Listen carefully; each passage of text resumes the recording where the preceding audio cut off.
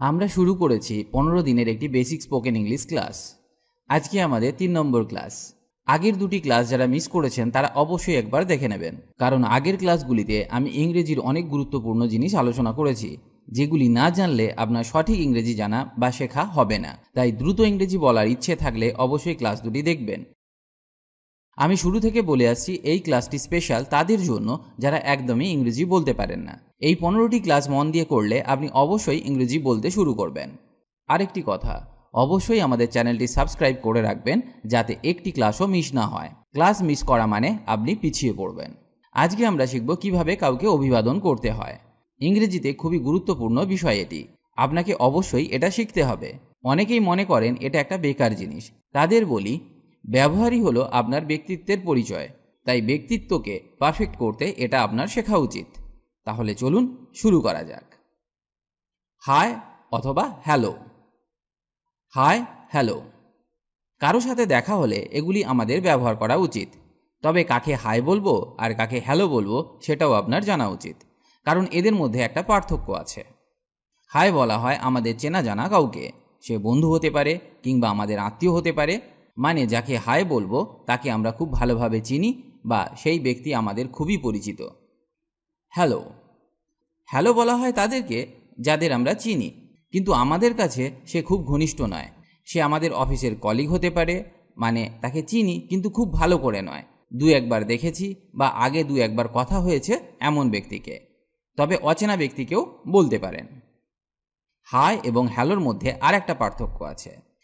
হাইকে ইনফরমাল ওয়েতে ব্যবহার করা হয় আর হ্যালোকে ফরমাল ওয়েতে ব্যবহার করা হয়। আর একটা কথা বলে দিই, যেটা জানা খুবই জরুরি।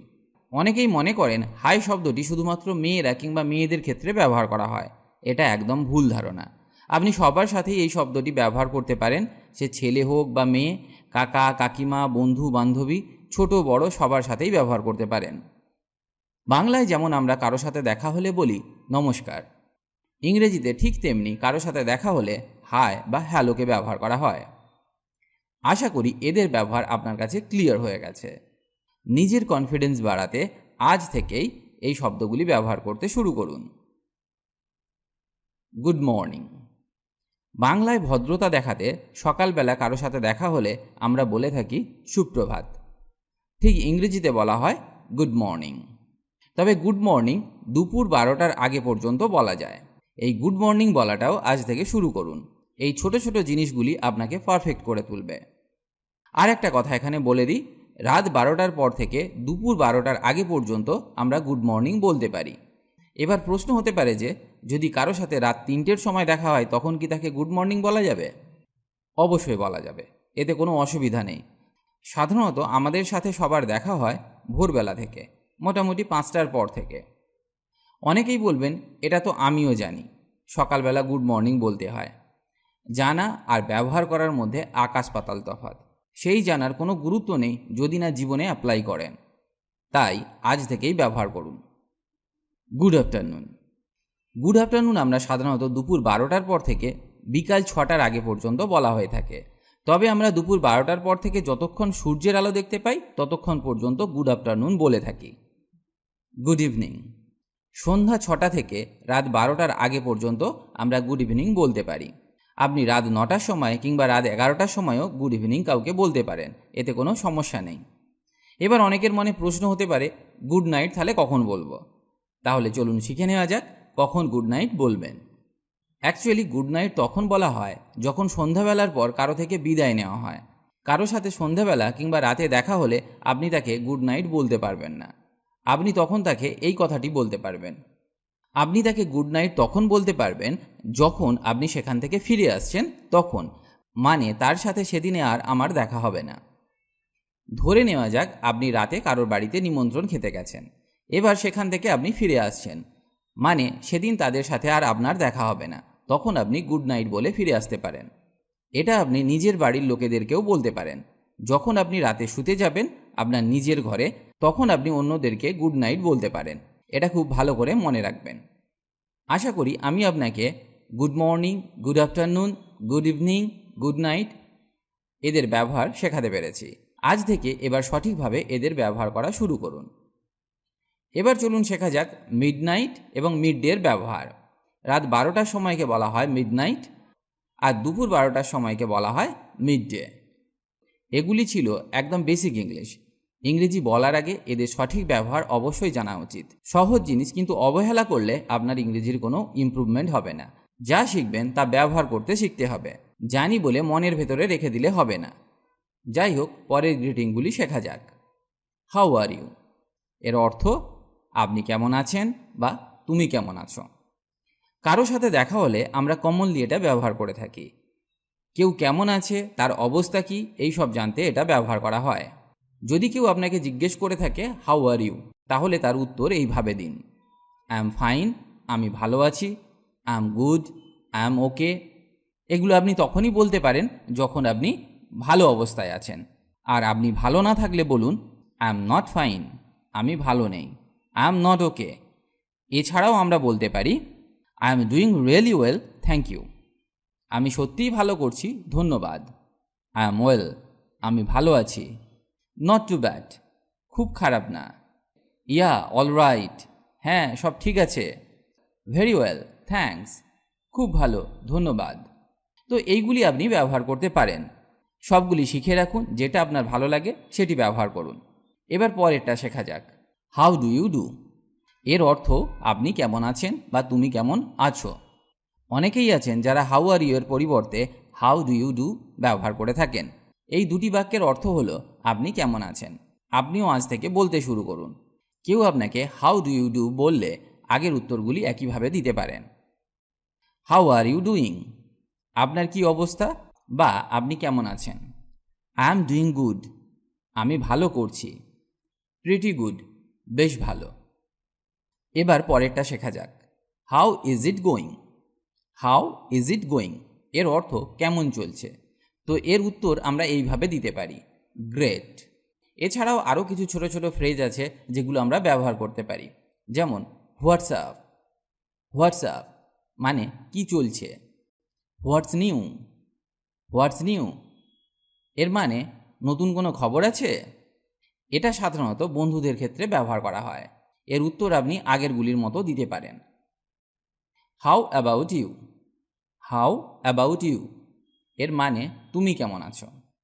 যখন কেউ আপনাকে জিজ্ঞেস করে হাউ আর ইউ, এর উত্তর দিতে গিয়ে আপনি তাকে হয়তো বললেন I am fine and how about you.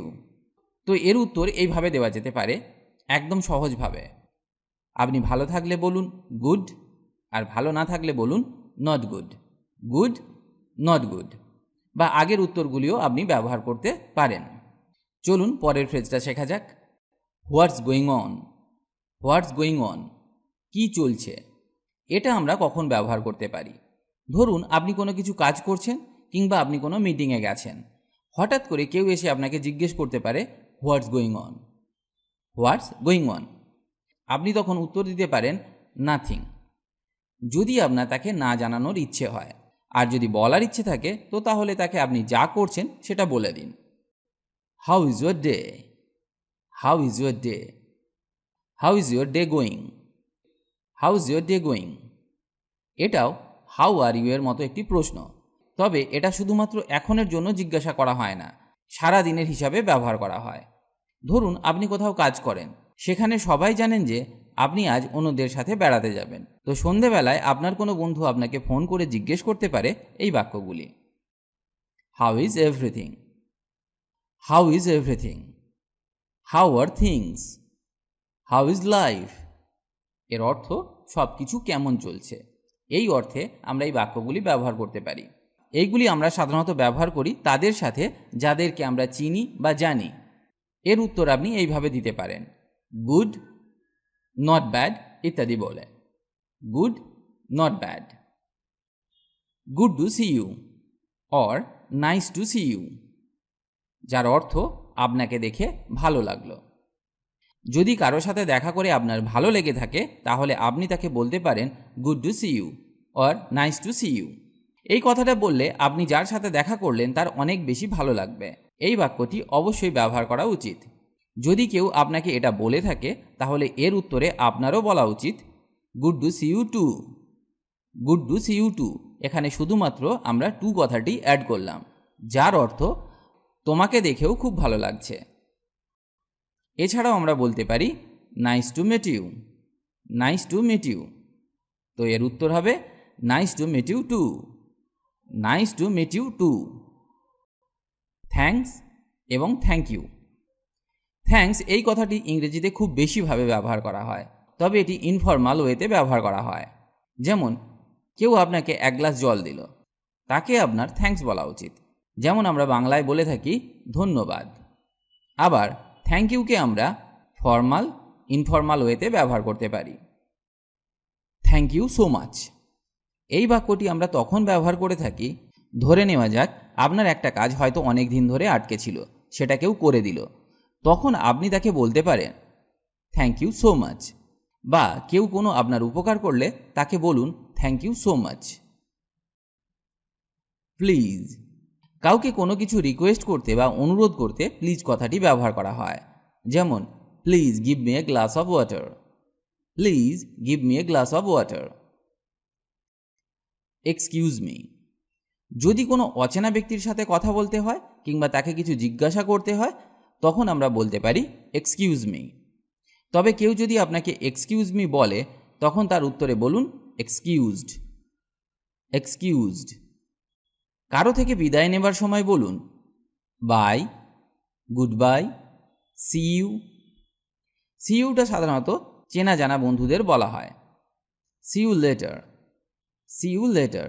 এটা তখন বলা হয় কারো সাথে কথা বলতে বলতে মনে হলো যে আপনার দেরি হয়ে গেছে, এবার আপনাকে যেতে হবে, তখন আপনি বলতে পারেন see you later, see you later. বা আপনি এটাও বলতে পারেন see you tomorrow, see you tomorrow. কাল দেখা হবে। Take care, have a nice day, have a nice day. আপনার দিনটি শুভ হোক বা দিনটি ভালো কাটুক। Pleased to meet you. তোমার সাথে দেখা করে খুব ভালো লাগলো। It's great to see you. আপনাকে দেখে খুব ভালো লাগছে। এবার দেখা যাক এই কথাটি কোথায় ব্যবহার করা হয়। ধরে নেওয়া যাক আপনার বাড়িতে একটা কিছু অনুষ্ঠান হচ্ছে, সেখানে অনেক লোক এসেছে, তো তাদের মধ্যে এমন কেউ একজন এসেছে যাকে আপনি সেখানে আশা করেননি। তখন তাকে বলুন it's great to see you, it's great to see you. Long time no see, long time no C.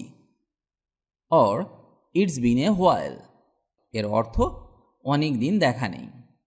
এগুলি তখন ব্যবহার করা হয় যখন অনেক দিন কারো সাথে দেখা না হলে বা অনেক দিন পর কারো সাথে দেখা হয়ে গেলে তাকে এই বাক্যগুলি বলতে পারেন।